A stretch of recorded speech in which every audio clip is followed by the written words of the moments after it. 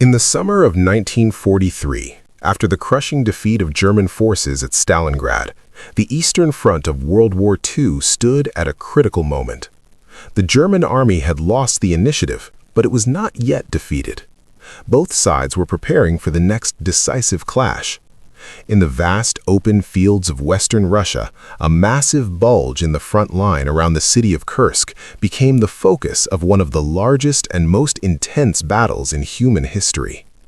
What followed was not just another engagement, but a titanic collision of armies, tanks, artillery, and aircraft that would ultimately determine the future course of the war on the Eastern Front. The German leadership believed that a successful offensive at Kursk could restore momentum. After months of planning, they prepared an operation designed to encircle and destroy Soviet forces positioned inside the Kursk salient. The plan involved powerful armored formations attacking from the north and south simultaneously, squeezing the Soviet armies trapped inside the bulge. If successful, the German army hoped to eliminate large Soviet formations and regain strategic control. But the Soviet command was already aware that a major attack was coming. Through intelligence reports and reconnaissance, Soviet planners anticipated the German assault months in advance. Instead of launching a preemptive attack, they decided to prepare one of the most extensive defensive systems ever constructed. Across hundreds of kilometers, Soviet troops dug deep defensive lines, built trenches, laid millions of landmines, and positioned thousands of anti-tank guns.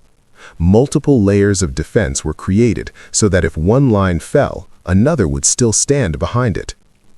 By July 1943, the battlefield was ready. The German army assembled nearly 3,000 tanks and assault guns, supported by thousands of aircraft and hundreds of thousands of troops.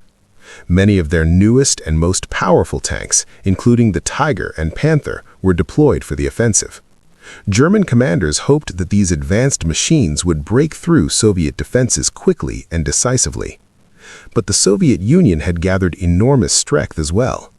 The Red Army positioned more than 1 million soldiers in the region, along with thousands of tanks and artillery pieces. Behind the defensive lines, large armored reserves waited for the moment to launch counterattacks. The stage was set for one of the largest military confrontations the world had ever seen. On July 5, 1943, the German offensive began.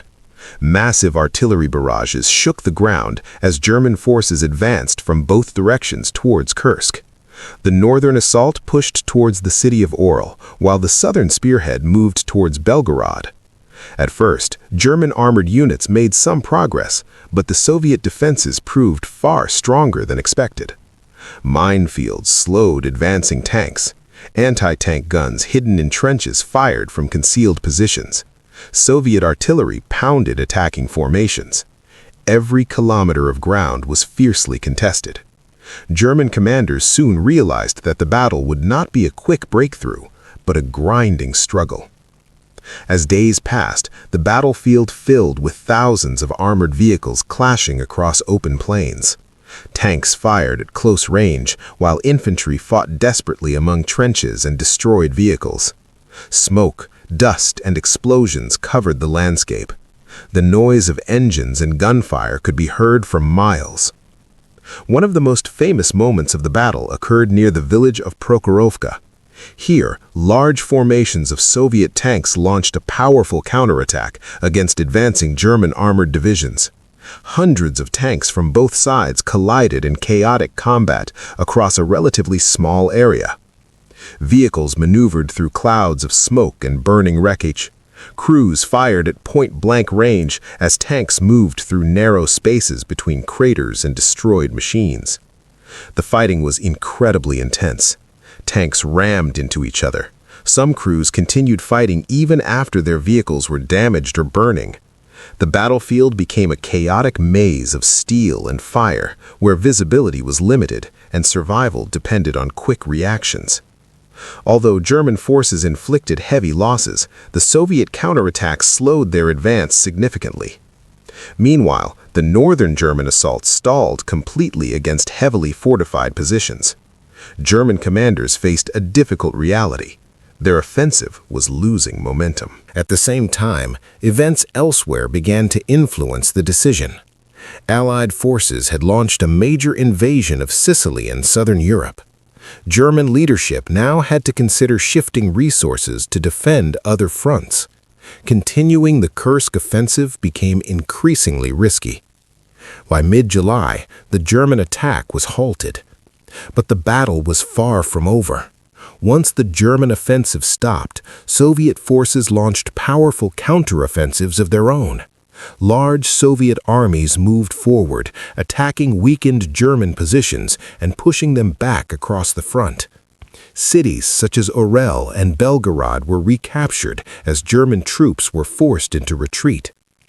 The strategic consequences of the Battle of Kursk were enormous. It marked the last major German offensive operation on the Eastern Front. From that moment onward, German forces would largely remain on the defensive as the Red Army continued advancing westward. The initiative in the war had permanently shifted. The scale of the battle was staggering. Millions of soldiers were involved. Thousands of tanks and aircraft clashed over weeks of fighting.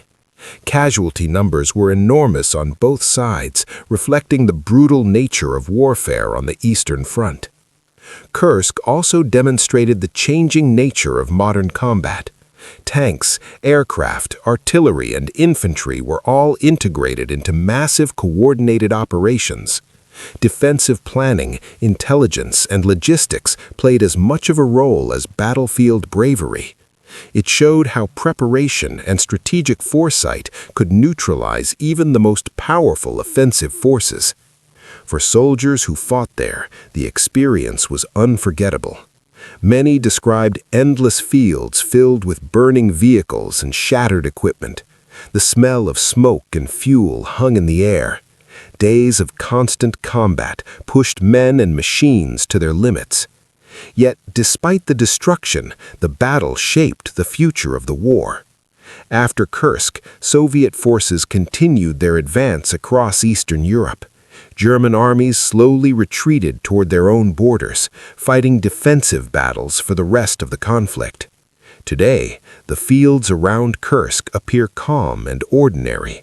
Crops grow where tanks once battled. Villages stand where trenches and minefields once covered the ground. But beneath the quiet surface lies the memory of one of the largest armored confrontations in history. The Battle of Kursk was more than just another clash of armies. It was the moment when the momentum of war shifted permanently. It showed that even the most powerful military machine could be stopped when faced with determined resistance and careful preparation. And in the endless fields of Russia, where thousands of tanks once roared into battle, the turning point of the Eastern Front was written in fire and steel.